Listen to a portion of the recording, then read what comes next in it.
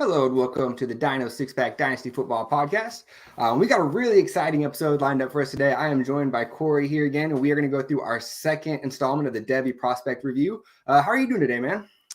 I'm doing good. College football season, as far as the regular season and the conferences are over, so I got a little bit more time here. Now I can really start honing in on the NFL draft of these guys too.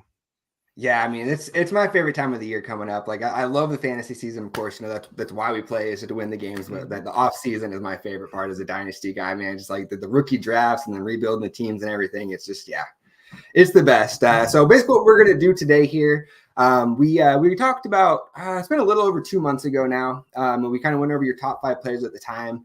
And we're kind of fast forwarded now, talk about a couple people that have been like big risers and fallers at each positions for you. We'll round this up talking about some of your favorite prospects that are going outside of the first round, some guys to watch at the end of the year, and then a couple guys to keep an eye out on for the 25 and 26 classes. Before we get started here, man, tell everybody where they can find you at. You can find me on the X at COPIEPS. It's CoPeeps. You can find me there. I'm doing bunch of stuff here for Fantasy Six Pack. I'm kicking off the In This League War Room podcast with me and Scott Bogman comes back this week. We're talking college football every week. So yeah, you can catch me all over the place now. Awesome, man. Yeah, it's probably going to get like, even like you said, you have like a little bit of a lull now, but then it's just going to get just as busy. Yeah. I can imagine like once you have all the freshman signing day, it probably picks right back up for you and it's just right back into it. Mm-hmm. Well, with that being said, we won't waste too much time then. We'll take advantage of a little bit of time we do got here. So we'll start off here. We're just looking at some 2024 risers and fallers. We'll start off with the quarterback position here. And moving back 2 months ago, the top 5 you had for 2024, no surprise, Caleb Williams, Drake May up top. From there, we had Michael Penix Jr., Shedeur Sanders, and then JJ McCarthy. Who would you say from that like kind of group now was like kind of your biggest faller? And then is there anybody that has been a riser from outside of that top 5 that's made the jump in? Yeah, the biggest faller from the top 5 before is Shedeur Sanders. I have Shedeur down at actually 9 now. Mm-hmm. I think that Shedeur, when we last talked, Colorado was off to that hot start. They had the big win against TCU on national TV. They ended up finishing 4-8. Shedeur played well. 27 touchdowns to 3 picks is fantastic, but he took so many hits. Colorado gave up 56 sacks this season, second most in all of college football, only ahead of I think Old Dominion, and Shedeur took 52 of them. Plus, he ran 111 times. So you're talking 150 plus hits, meaning that he missed the season finale with a fracture in his back. With the marketing that Colorado offers, he plays for his dad up there. I think it is extremely likely that Shedeur Sanders goes back to school and ends up going in the 2025 NFL draft is when we'll see Shedeur actually. Oh, interesting. I mean, that would kind of beef it up as far as like from what I've been reading. It seems like as far as quarterbacks go, the 2024 class is looking a little stronger. Yep. So that would add a little bit extra to the 2025 class. So that maybe isn't a bad thing, not necessarily for all of us dynasty people. What about risers here? Is anybody that's kind of made a jump from outside the top 5? Yeah, Jayden Daniels is the rare fifth-year senior that is a riser. So first off, you don't see many fifth-year seniors at all because usually after your third year, if you're good enough, you're going in. But Jayden Daniels has a fascinating career where he starts his career at Arizona State. He's honorable mention Pac-12 freshman of the year, but then his development kind of stagnated at Arizona State, but then he bet on himself after his junior year going to LSU. There was talk both years that he was at LSU. Is he even going to start? The first year it was Max Johnson, then he got hurt at the end of last year and Garrett Nussmeier played in the bowl game and looked fantastic. So even going into this year, there was talk, is Jayden Daniels even going to start? But he's improved so much as a decision maker. 40 touchdowns to 4 interceptions this year. His last year at Arizona State was 10 touchdowns to 10 picks.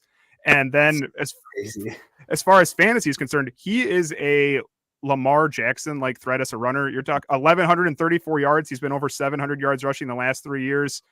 He is extremely thin. They have him listed at 6'4", 205. It's probably a push to get him to 205, but he's very thin and he takes a lot of hits too. He has a tendency to just try to lower the shoulder at his size, but Jayden Daniels for me has moved all the way up to number 3. He's behind Caleb Williams and Drake May. And we saw the late push, the late rise that Anthony Richardson had last year as this uber athlete in the SEC. Jayden Daniels, not as big as Anthony Richardson, probably as fast. And Anthony Richardson, I think, set the 40-yard dash record at the combine for quarterbacks. And Jayden Daniels could absolutely push that record this year. And has a pretty, like, I'd say unquestionably, like a better arm at this point, too, from where Anthony Richardson was at coming in last year. Yeah, well, Anthony Richardson, what was it, like a 60% career completion percentage? Jayden Daniels is, I think, pushing 70% this year, and yeah, he's become just great at the ball. I think there's a very legitimate chance that Jayden Daniels ends up going in the top 10 picks. Yeah, I would agree with you there. And especially in dynasty drafts, for Superflex, sure. I would be surprised if he's outside of the top 5 or 6 picks in most drafts here. So shifting over to the running back position here. 2 months ago when we were talking, the top of the list, we had Raheem Sanders, followed by Benson, Donovan Edwards, Travion Henderson, and then Blake Corum. So same question here. Who has been your biggest follower? And then have we had any risers from that outside that have made the jump into the top 5? It was my number one the last time we spoke. It's my biggest follower, Raheem Sanders. He was number one. He's now down at RB8 for me. Another one. I think there's a good chance he actually plays another collegiate year. He had 62 carries this season. The knee injury he suffered in the season opener, and then even when he did play, he just looked so much less effective. Last year, he averaged 6.5 yards per carry. He was at 3.4 yards per carry this season. They switched over offenses at Arkansas, and it clearly affected him. Their quarterback, KJ Jefferson, has already entered the transfer portal. I honestly wouldn't be surprised to see Raheem Sanders enter that transfer portal himself. Florida State, I know he's from Florida. Florida State has been speculated for a while already for needing a new running back next year, and that's possible. But yeah, I don't think we're going to see Raheem Sanders in the 2024 NFL draft. Yeah, I mean, it'd be pretty tough too after the year he's had. It was one of those where I knew he'd had a down year. Like I said, I won't ever try to claim to be a college expert. Like I definitely do most of my watching after the season. But so when I was kind of looking up his numbers, like I was shocked to see like just how little work he had. And I was like, man, I remember he got banged up, but it must have just not ever came back fully. So what about somebody that's jumped into the mix here? So my biggest riser this year is Jonathan Brooks. He is only a redshirt sophomore, so this is his first year eligible. And the reason that he was, I think I had him like down in the mid-teens when we talked. The reason that he was so low is we didn't see him last year. He had hernia surgery, and then he's on Texas, where they had Bijan Robinson and Roschon Johnson to carry the ball. So he was another one going into the year. We were unsure what Texas's running back situation was going to look like. They have the number one recruit in the country came in this year named Cedric Baxter, so there was talk that he was going to be the starter, but Jonathan Brooks stepped up and looked fantastic. He has now taken 266 college carries. He's yet to fumble the ball. He breaks tackles. He has fantastic contact balance he uses jump cuts, and he never really gets squared up on. The unfortunate thing with Jonathan Brooks is his season ended early. He tore his ACL a few weeks ago. At the time, if he hadn't tore his ACL, he was pushing RB2 for me.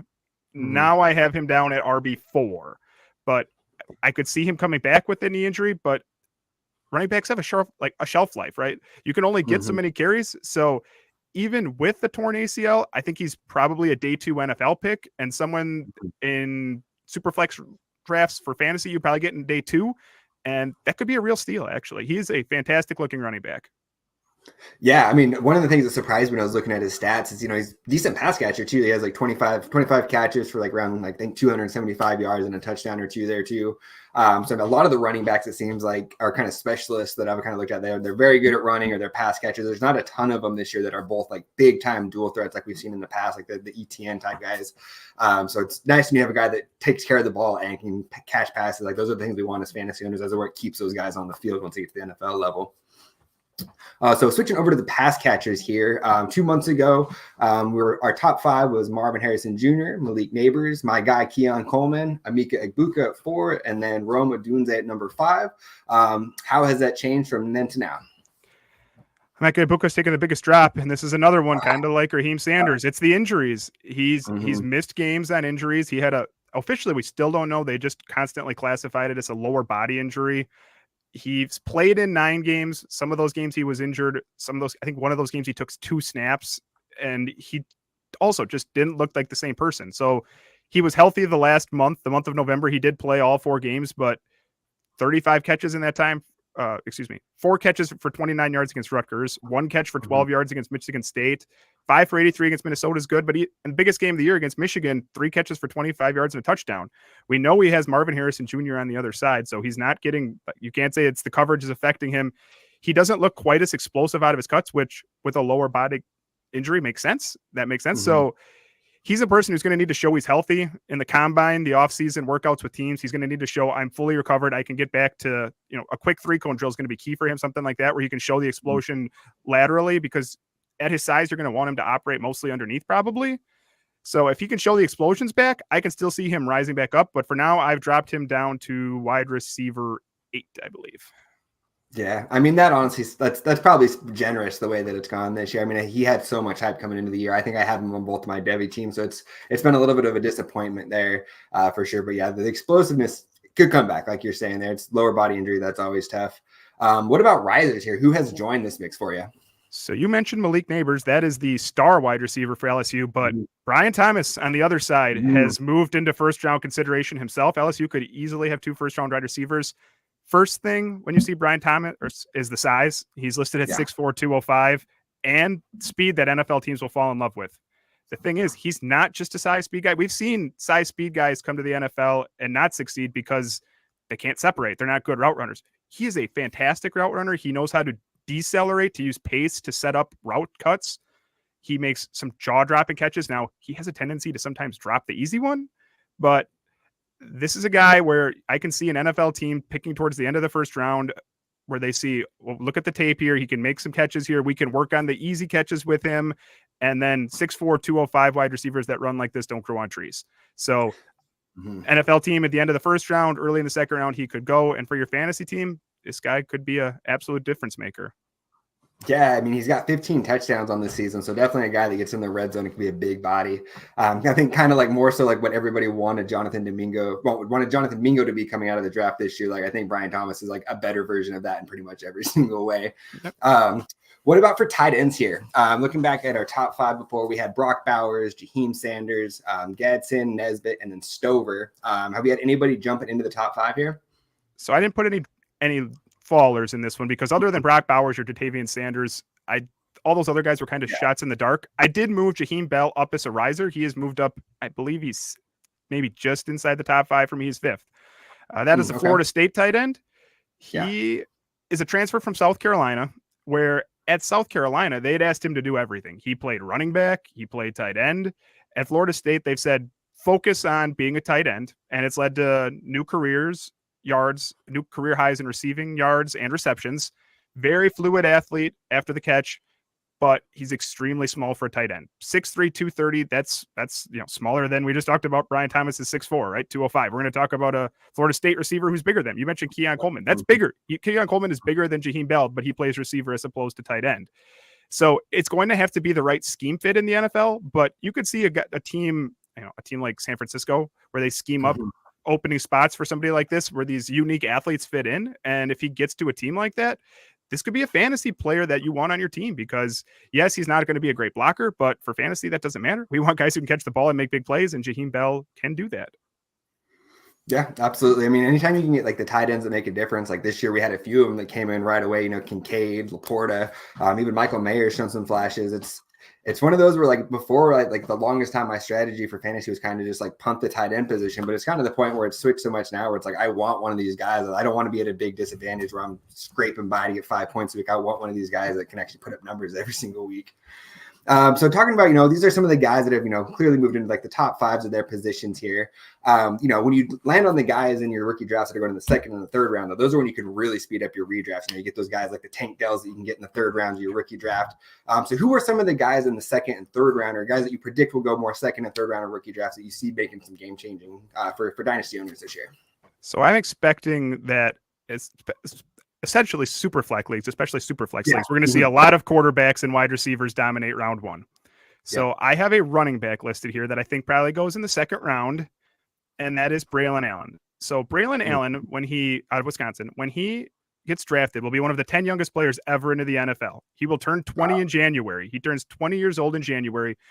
He is already 6'2", 245 pounds. The man is still growing. Now, he used to be a linebacker in high school. Wisconsin said, you're going to play running back. He plays like a linebacker. He has a big, powerful back, but he has relatively nimble feet for a man his size. I mean, he's making cuts with those feet. He's not just trying to run everybody over. This year, Wisconsin transitioned to a new offensive coordinator, and Phil Longo, who had made Drake May and under North Carolina, has been with North Carolina when they had like Javonte Williams. So he's proven to be more of a wide receiver this year. Braylon Allen has.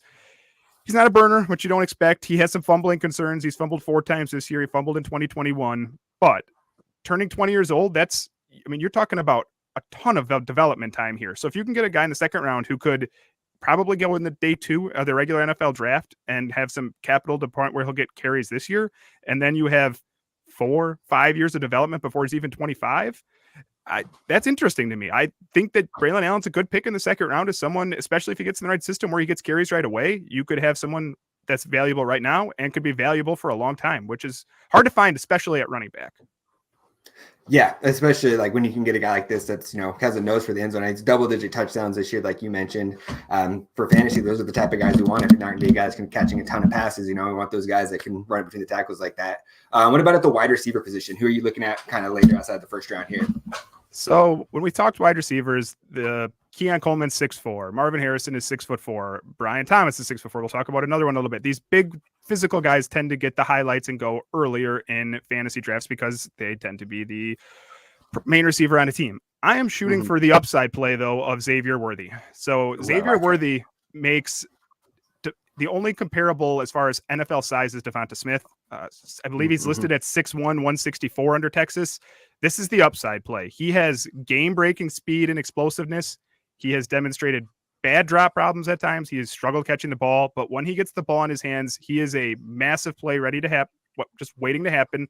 If you watch the championship game against Oklahoma State this past week, he had some huge plays in that game as well. And in the late second round, I think you might be able to get Xavier Worthy, depending on where he goes. I think he'll probably fall to day 2 of the NFL draft at his size. And if you have a good team where you're picking early, like in the second round or something, this is the type of player where you add him to your team and you just wait and see, because in the right system, Xavier Worthy could make Deshaun Jackson like plays in the NFL. Oh, I like that comp there. That's a really good spot. And it is one of those things where, yeah, it does seem like the bigger receivers still kind of get the headlines. But as we've seen these last few years, you mentioned Devonta Smith, even just out of this last class, we've seen several smaller receivers have great success. Zay Flowers right away, Jordan Addison, we've already mentioned Tank Dell. This NFL is getting better at scheming these smaller, shiftier guys open. So, he's coming into the league at a perfect time for his skill set. Absolutely. Every year, the end of the year, there's always a couple guys at the Senior Bowl or the last few games they kind of make a name for themselves and push up at the end. Like Tank Dell was a guy like that last year where I kind of noticed his production, and then you start hearing the senior staff where it's like he might be the best player at a lot of the drills going on here.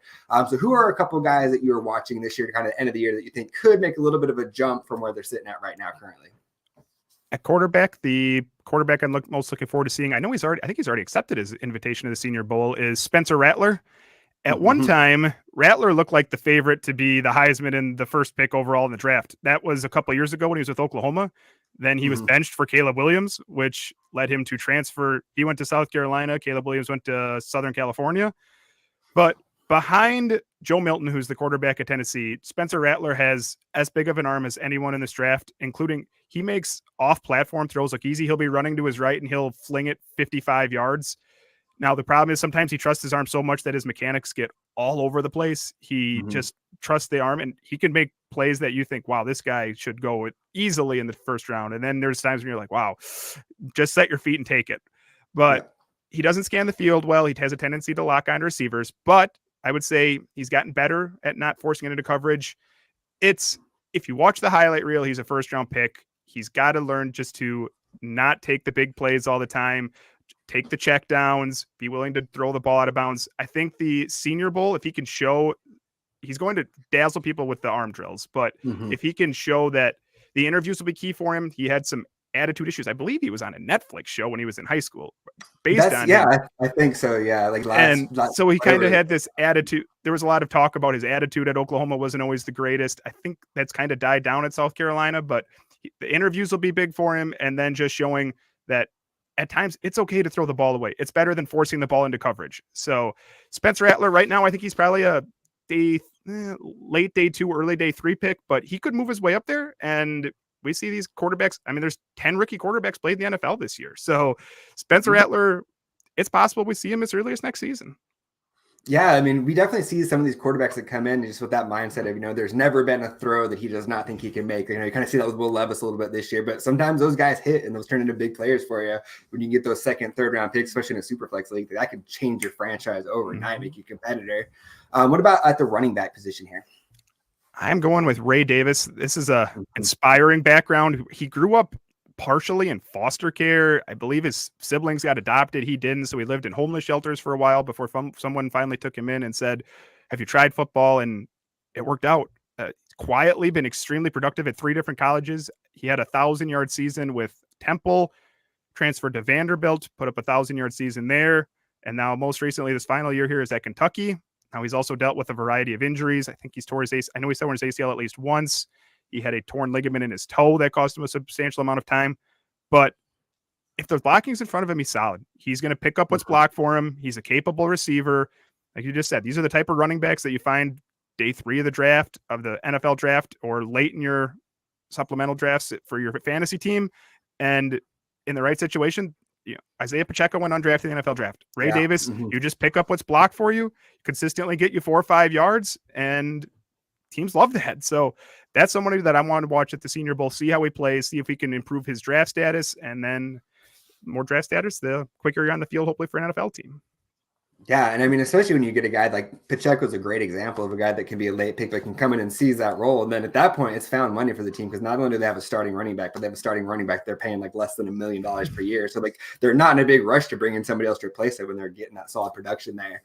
And then for receiver here, I remember the last time we talked, I can remember saying, I wanted to turn on the Florida State game to watch this guy specifically. And then Keon Coleman was just like, oh my God, this is the new love of my eyes right here. So who is kind of your guy you're thinking that could rise here to end out the season at wide receiver? Yeah, Johnny Wilson did get overshadowed by Keon Coleman, which isn't a knock. Keon Coleman looks fantastic out there. But Johnny Wilson, you turn it on and you see, this guy's 6'7". He's 240 pounds. He is massive. The only types of, in a class that I was just talking about, all these size seeds prospects, nobody matches Johnny Wilson. 6'7" is Mike Evans. It's Vincent Jackson. That's it in the last 20 years that I can think of for receivers that are that big. Another transfer, he actually started his career with Jayden Daniels at Arizona State before transferring to Florida State. But I think he will likely, for a guy that big, he likely runs in the low 4.5s, high 4.4s, because he has these just massive steps once he gets going. Now, there are way too many drops on his tape. There are so many drops on easy short routes. Right now in college, he relies on his size. He doesn't get a ton of separation because he is so big. He just relies on boxing out smaller defenders, and it works, which there's going to be a lot of smaller defenders than him in the NFL too, but they're also going to be more athletic. He has to work on his route running. That's coaching is what the NFL's for, right? Coaching should get better as you go up every level. So coach him up, get a little more route running, get him a little more separation, get him to cut down on the focus drops. I think Johnny Wilson with a big senior week, that's another one. When you're that big, that fast, that physical, you say you trust your offensive coordinator to draft this guy, coach him up a little bit, get him in your system, and on the right team, he could be really good in the NFL. Yeah, the only thing that makes me a little nervous is just the fact that he is that big and was only able to get 2 touchdowns playing in this offense. Like, that's like a little bit of a red flag where it's like, I figured he'd be able to, especially with Keon Coleman taking so much attention, having Jordan Travis most of the year there. A little surprised he wasn't more of a threat there, but like you said, the right system, that doesn't mean that he's not going to be a guy that can score touchdowns in the future if he lands into a good system there. So we're still very early in the process, but who are a couple guys that you are finding that you're either higher on or way lower on than kind of where the consensus is at right now? So we were just talking about Xavier Worthy, and I like Xavier Worthy as a player, but most of I had to go through and try and read some of the consensus to answer this question here. And a lot of the consensus I see was Xavier Worthy is top 5, between 5 and 10. I actually have Xavier Worthy as the 2nd rated wide receiver on his own team. I have Adonai Mitchell, AD Mitchell rated above him. I think he's up to 6 for me right now. Another 6'4", 190-pound wide receiver. I like the big guys. He's a Georgia transfer, so Georgia to Texas. Those, that talk about bloodlines. Massive catch radius, naturally catches the ball. Big route runner, doesn't go, not a super aggressive going for the ball at his size. He's certainly not as fast as Xavier Worthy, but at 6'4", he doesn't have to be. When he gets the ball in his hands, he eats up yardage. He's another one. Massive game this past week against Oklahoma State. He always tends to show up in the big games for them. I have Adonai Mitchell over Xavier Worthy and Emeka Egbuka at this point, and from some of the different rankings I was checking out, that's apparently a uncommon opinion. So I have Adonai Mitchell. I think he's another one. Probably not a first-round pick in the NFL, but I think an NFL team is going to take him in the 2nd round. And for fantasy, if you could get me Adonai Mitchell in late 2nd, early 3rd round, I'll take that every day of the week. Absolutely, yeah. Real quick here, we got a comment from Jamie. What's up? No, this is not a new podcast. I do this every Monday. It's kind of hit and miss on if it's live or not. It's been going live more often, but this is actually the second time we've done the Devy Prospect review. But we have a different topic every Monday that's kind of dynasty related. And then, yeah, he said Pacheco was his most drafted player in the 4th round last year. I mean, I was a year late. I acquired him everywhere I could this offseason, so I paid a little bit of an upkeep on it. But yeah, I mean, your team's got to be sitting pretty nice if you grabbed him everywhere in the 4th last year. Absolutely. But kicking it back over here where we were at, who is somebody that you are finding you're a little bit lower on now? Okay, so last time we talked about Michael Penix with the Washington offense and Rome Odunze, and then Jalen McMillan. They actually have a third receiver who's getting a lot of NFL hype named Jalen Polk. Yep. I like Jalen Polk for what he is. He has very good hands. He can get when he gets the ball in his hands, he can make people miss. I think he needs to work substantially on his route running to really separate against NFL cornerbacks if he's going to do that. That can happen. He could also go back to school. I believe he is a redshirt sophomore, so we could have 2 more years of eligibility. Right now, I have him firmly as a late day 2 pick. I've seen some hype as him going as early as like late in round 1. I have him more like picks 80 to 100 at this point. So I see the potential with Jalen Polk. I just don't see enough of it in a very good Washington offense. I'd wanted to see a little more of it, but he's good. I could see him going back to college though as well. So we'll watch that one. Yeah, how would you compare him to, like, I'm trying to think of some guys that got drafted in that range last year, like Jalen Hylett, Cedric Tillman. I think we're in kind of like the 70s. Where is he, like above or below them as prospects, would you say?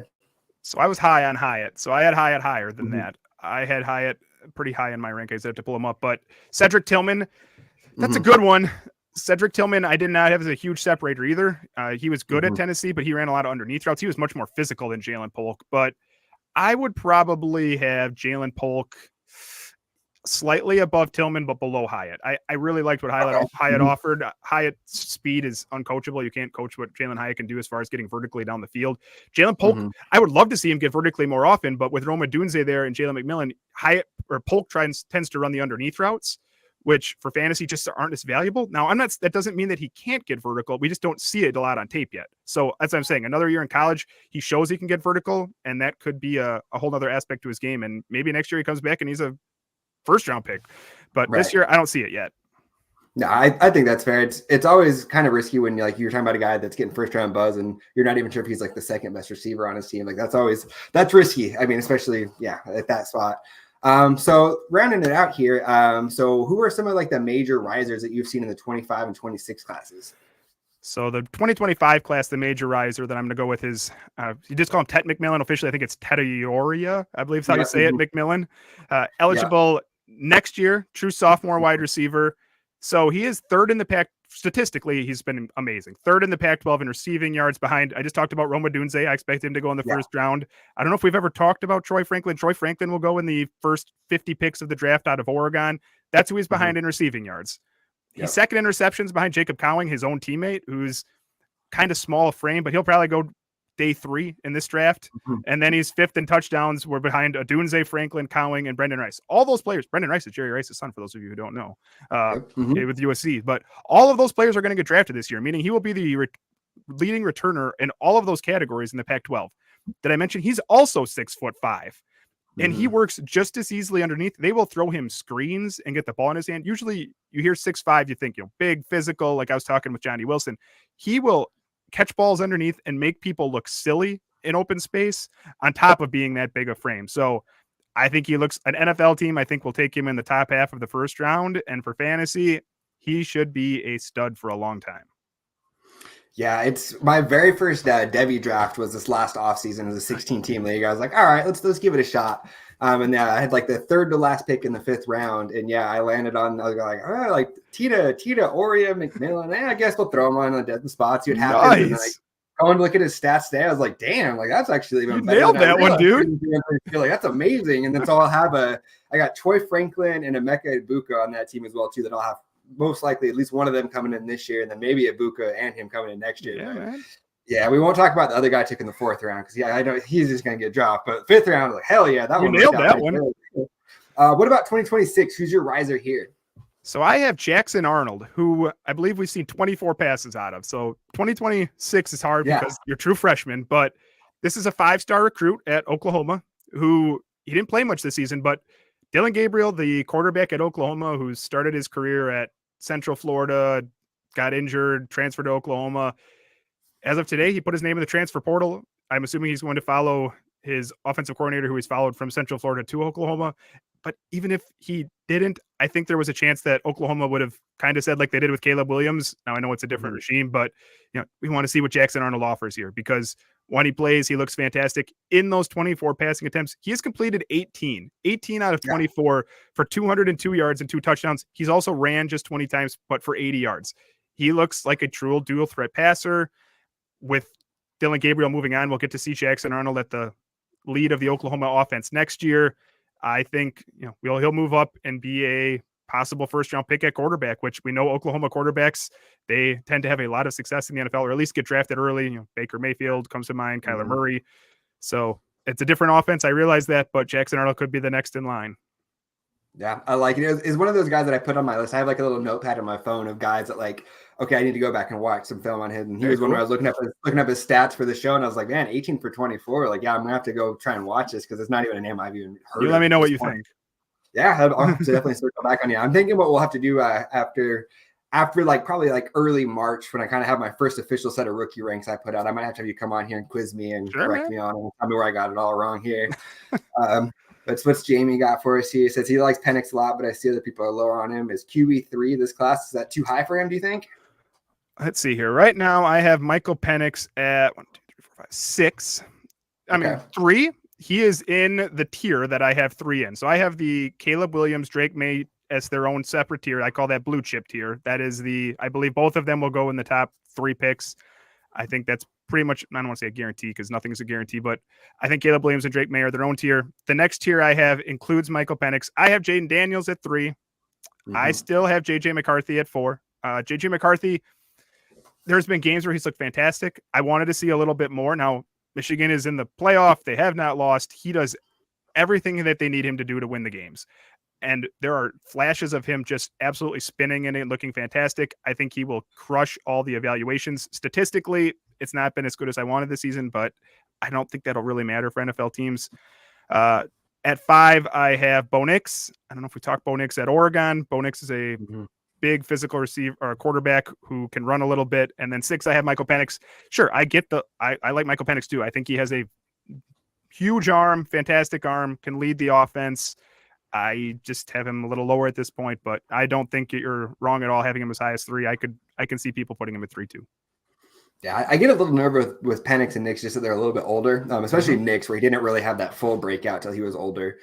Makes me a little nervous on them. I think I have him probably closer to like that 5-6 range as well too. I would agree with you there. So we just earlier, I think it was earlier today, we just got announced the 4 college football playoff teams, and it has been just straight madness. I was shocked by it. Florida State 13-0, they get left out. For one, how does that happen? And then I guess what are just kind of your overall thoughts for those that haven't heard? It's going to be Washington, Michigan, Texas, and Bama as our 4 teams this year. So Michigan and Washington, I think once Michigan won the Big Ten, once Washington pretty much handily beat Oregon in the last Pac-12 championship, those 2 were guaranteed in. There's no way you could keep those out. The Florida State, Jordan Travis, their star quarterback, who I believe I have around 15, was injured a few weeks ago. I don't know if they've ever officially said. I know he had surgery. I know he's out for the rest of the season. That affected them. Now they played the last game of the season against Florida with Tate Rodemaker, and then he got concussed. So they went into the biggest game of their season, ACC championship, with, I forget his name, a true freshman quarterback. I believe his last name is Glenn or Kelly. And their defense just dominated the game. 7 sacks on Louisville. Louisville had a top 30 college offense this season with some very good players in their own right. Jamari Thrash is a great receiver that they have, who's going to get drafted probably on day 2, early day 3. But their defense dominated the game. So going to bed that night, I thought Florida State is in. You can't keep this team out.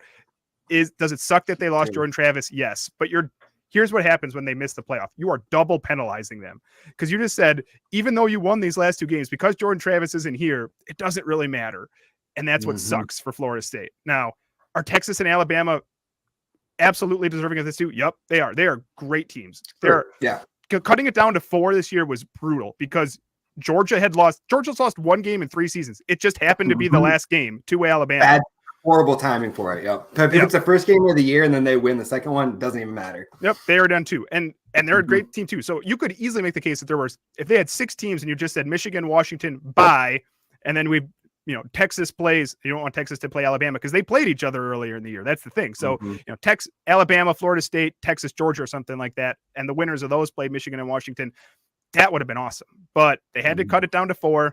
I think all 4 of the teams that got in are deserving, but I think there was 2 other teams that were deserving as well. I'm glad I didn't have to make that vote, but it sucks for Florida State fans. It's awful.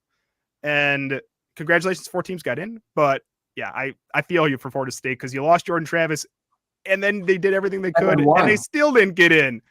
Yeah, I'm excited they're expanding next year. Money printer never stopped. Problem with Penix is his mobility is not good at all. I see him as a pocket passer.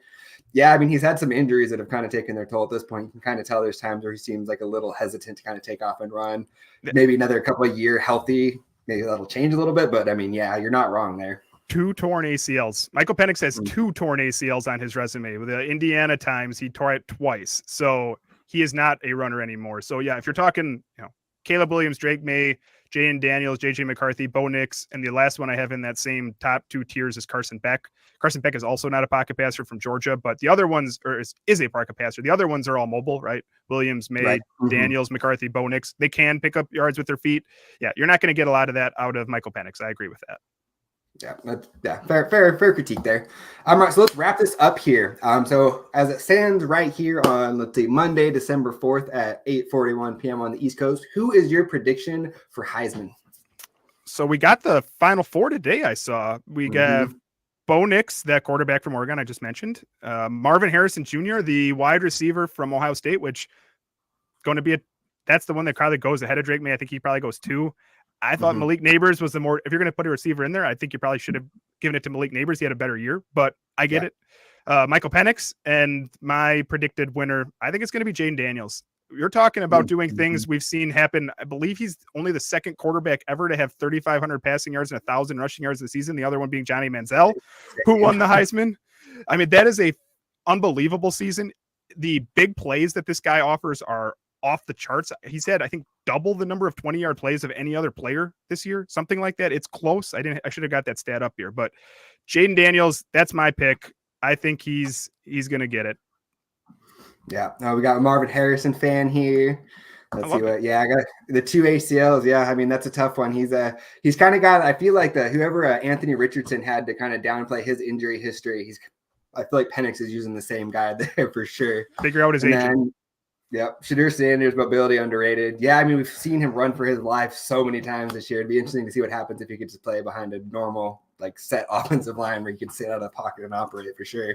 I saw his dad was at the transfer, I don't know, one of the shows today, and he said something about, they asked him, what are you going to do in the transfer portal? And he said something like lineman. So he knows his dad understands what he needs here. So yeah, I agree. It is underrated, but right now, like JJ was saying, it just goes sideways and back. He's just trying to run for his life. We don't get to see him run forward enough, but I think he can be more of a runner than we've seen.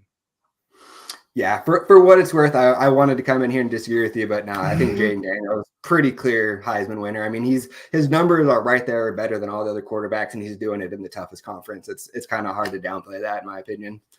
But that's everything we had planned. It looks like we got all the comments answered. If you guys got anything else here last minute, throw it in the comments real quick. But where can they find you, Corey? What do you got coming out here soon? Yeah, I said follow me on the X, COPIEPS. I'll tweet out everything I do. This show first. I said tomorrow night, if you like this type of talk, Scott Bogman and I, we do it every week or every Tuesday night. I think they come out on Thursdays for the In This League. You can find it on the In This League Fantasy Football feed. It's called the War Room. So we'll just go position by position. We'll do fantasy, but we'll go into defense. I scout linemen for it. So we will do this week. I think I'm doing 15 quarterback previews. So if you want to hear more about Michael Penix, we're going down to I got Riley Leonard. I have Jordan Travis on there, Cam Ward. So I have a lot of that. And then if you want some of my written work, you can go to Fantasy Six Pack. I guess I am the college department there now. You are college football.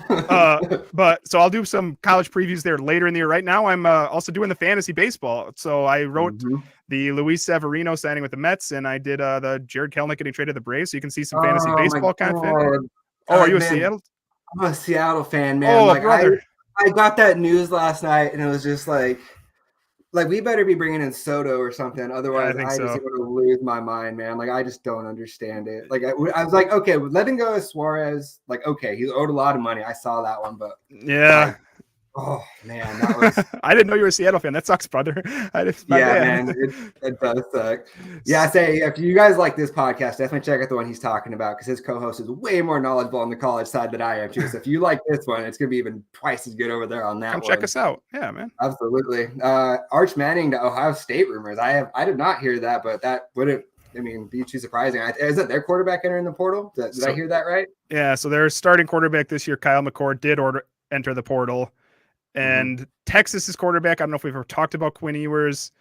It's like, I think he said he's 90% positive he's coming back to college this year. Otherwise, he's borderline day 2 pick 2. He's got a huge arm, but they also have another quarterback named Malik Murphy. So right now, Arch is 3rd on the depth chart down at Texas. So I expect one of them transfers.